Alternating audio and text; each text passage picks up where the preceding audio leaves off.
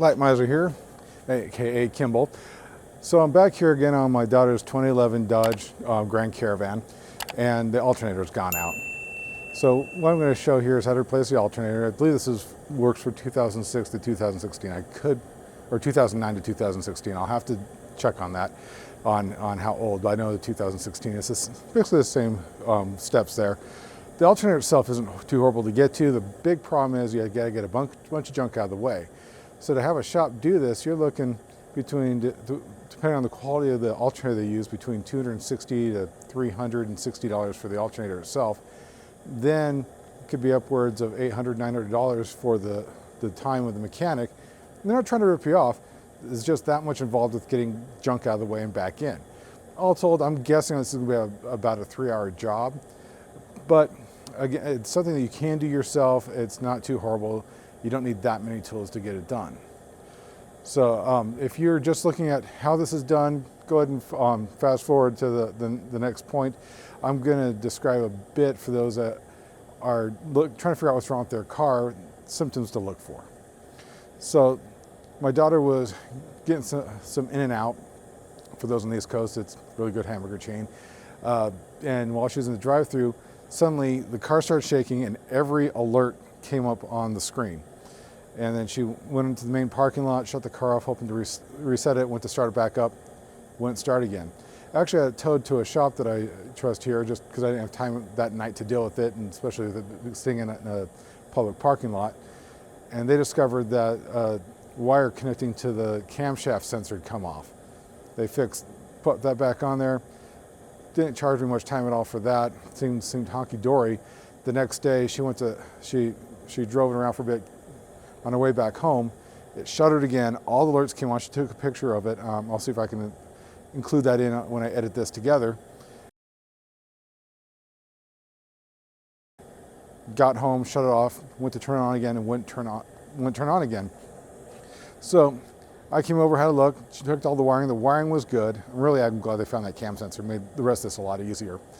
And went to try and turn it on, turn the car over. And there wasn't even enough power. There was enough power to open the doors and to bring on the indicators, but not to turn the engine over. So I brought my truck over, went to hook up the jumper cables.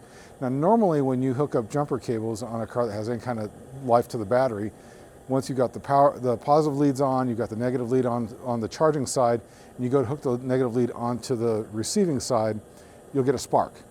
Nothing at all. And hooked up the jumpers, let them run for a few minutes, no change at all with the amount of power I'm trying to jump the car. That just indications that the battery is completely shot. So what happens with an alternator, it creates the power that's used to recharge the battery. When the alternator goes out, the frequencies get messed up, the amperage gets messed up, and more likely than not, it's going to destroy the battery. And so rather than having the car towed anywhere, I pulled the battery out, ran to AutoZone. I could have gone to any shop like O'Reilly's, any of those, and for free they'll test your battery, and the tester lets them know the amperage the battery's putting out, how much voltage is there, and indications on what could possibly be wrong with it if it's not working right. And it showed that the alternator was dead, and on its way out took out the battery. There was a little bit of voltage there, but not much. But it also showed that I tried to jump the battery, but at the end of it, the battery is dead. Now, thankfully, at this AutoZone, I had bought a new battery for this car several months ago, actually about a year ago. The battery was still under warranty, so I was able to get a brand new battery for no additional charge, which is a nice addition because the battery for this car is about $290, especially with what's been going on with the economy lately. So that was a nice bonus. And it showed me without having to take the car down there that the alternator was fried. Now, by plugging the new battery in, you can get the car started again, but you don't want to run it that way because you're running it off the battery. The alternator is still bad and is going to be causing damage to the battery. Where the car was parked was just a few hundred yards from the shop here, so I put the battery in and drove the car just to get it over here. Shouldn't cause much damage there, and if it is, it's still under warranty. So now we're going to go through the process of actually getting into the alternator. Now, one of the weird parts about this car, because of where you have to take the belt off, which is very common because the alternator is usually driven by the engine off the belt. The serpentine belt on this car sits on the passenger side of this vehicle. So I'm going to have to take the front passenger wheel off, take off some of the under covering there to get to the serpentine belt. So before you start anything, you want to have it in park, put your emergency brake on, but also block up one of the back wheels so there's going to be no motion there. It's called chalking the wheel. I have some nice chalks, and I have no idea where they got put in here, so I'm going old school with this, and I've just got a couple logs in there to keep it from moving, make sure that it's totally safe for me. So next we'll get into this and actually get into the guts of changing out the alternator.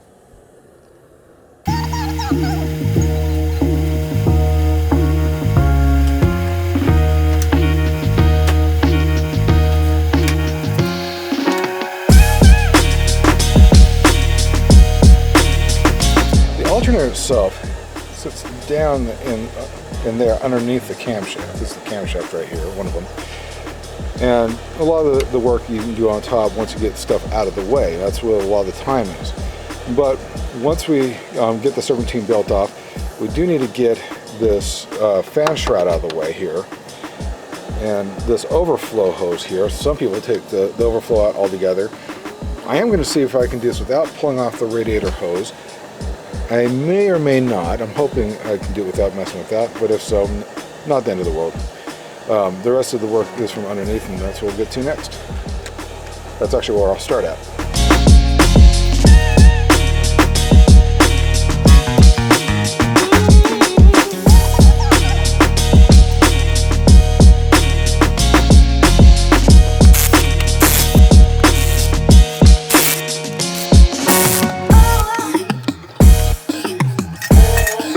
And yes, this car has a pretty bad oil leak. Haven't had time to deal with.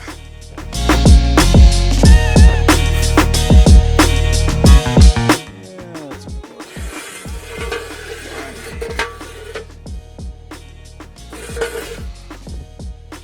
Well, that's a pain. Dang it.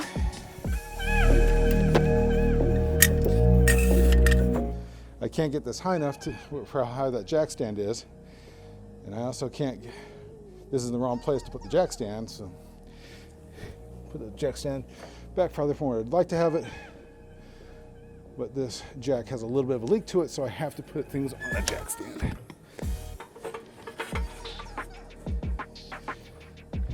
Besides, it's always safer that way anyway. You always want to put on a jack stand. You don't have things suddenly falling on you. So to get to the belt, got to get this piece out of the way. So use your trim tool. Leave this one. Oh, that's an actual bolt there. Yep. Looks like a 10 mil.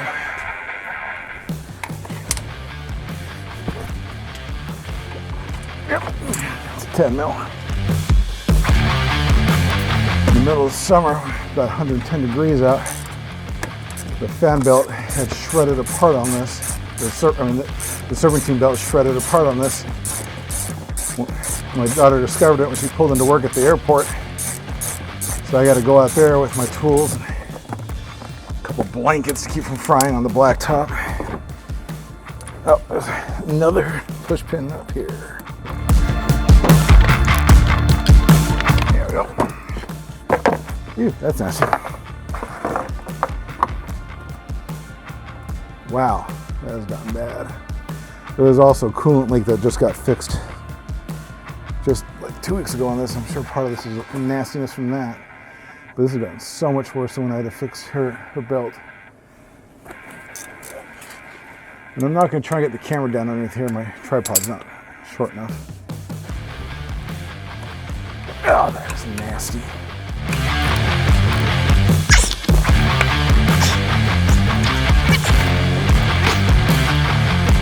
I believe there's one bolt that you do have to get from underneath here. You know, all this grime on here from the radiator combined with the oil leak could be part of what killed the alternator. But at the same time, it does have 175,000 miles on it.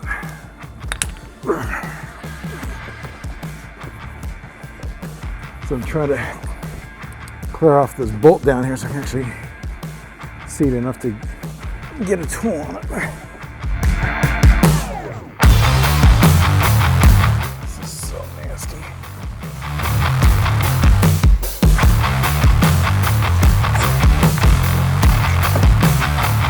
Oh, that's right, this is an E-bolt, Torx bolt.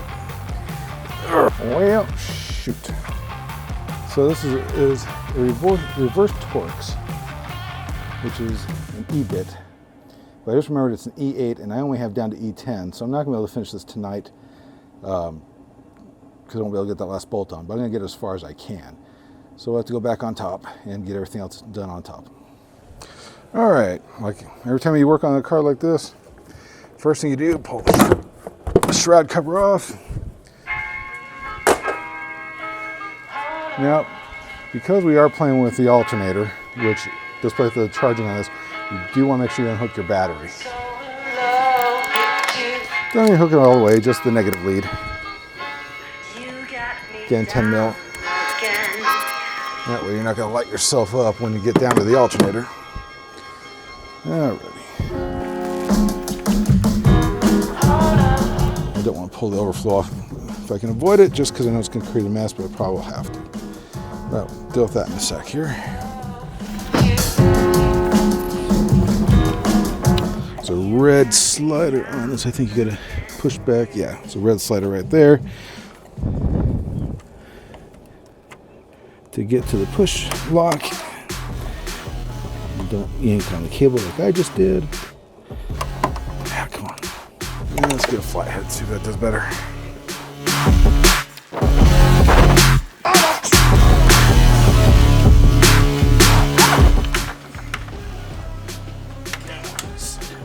There we go. So the trick was on that tab, pull that tab up.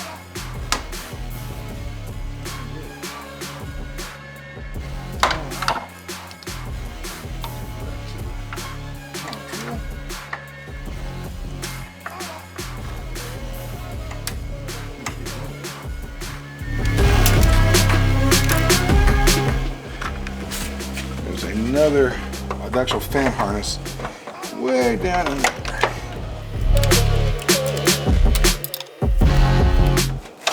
There we go. Ring out the way.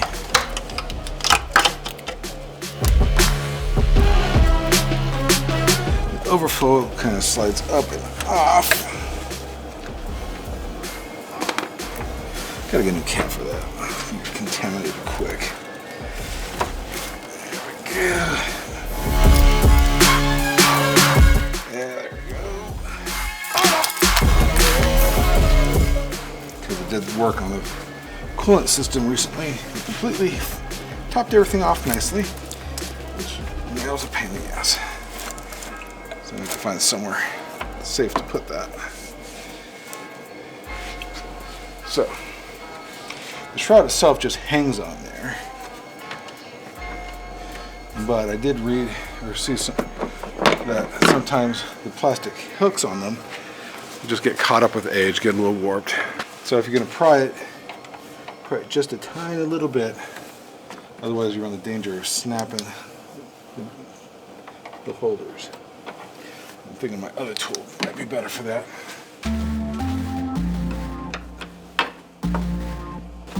Oh, actually I'm pushing on the wrong part. This part needs to be pushed back.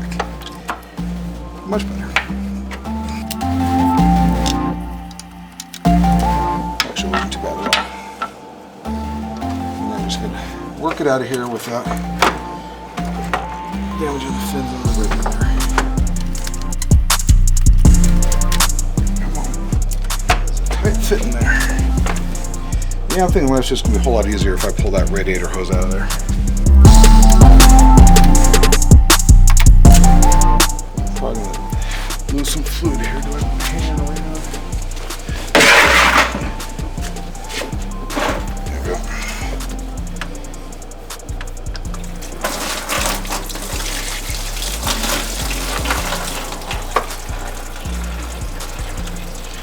Really glad I put that down there.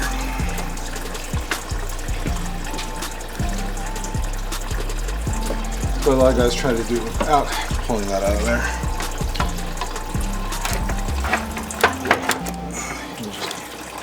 You're getting in my way.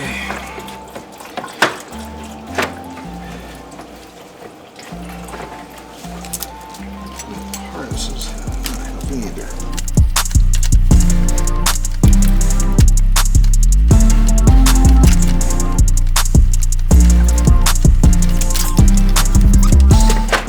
There we go.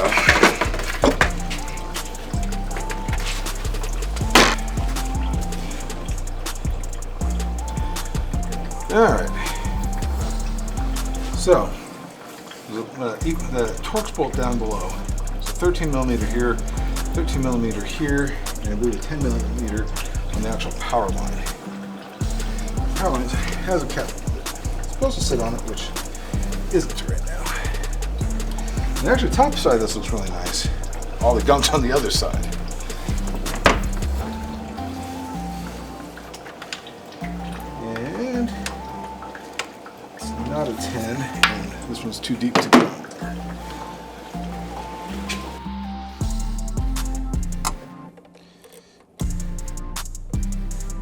Ah, it's 13. And also not on very tight. Disconcerting, which could definitely be part of the problem.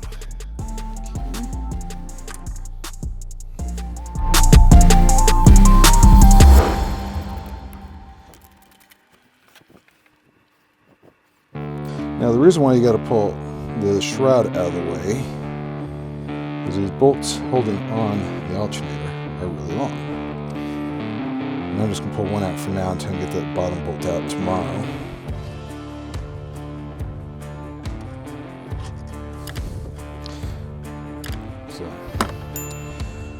That is as far as we're going to go, and it shouldn't take much time to get this pinched back together tomorrow. Disappointing, but actually not too bad position. My wife will be happy. I'll be home in a decent hour tonight.